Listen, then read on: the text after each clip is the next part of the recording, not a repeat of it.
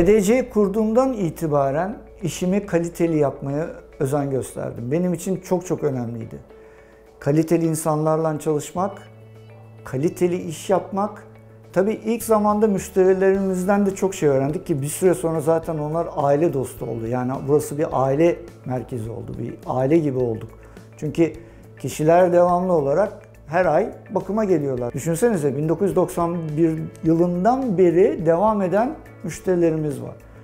Bu insanlar her ay bakıma geliyor ve artık HDC onlar için hani bir ailelerinden bir birey haline gelmiş, bir yer haline gelmiş durumda. Bunu sağlayabilmek için çok iyi bir altyapı gerekiyor aslında.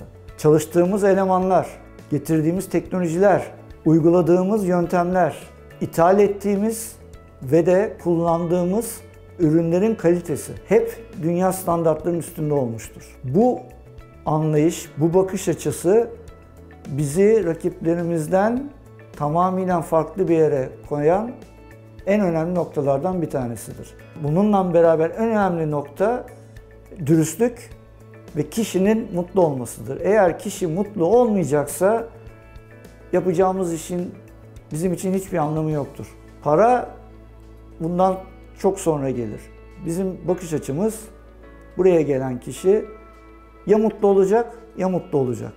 Biz onun hayatını değiştirmişsek, biz o insanın hayatına bir şey katabilmişsek bizden mutlusu yoktur.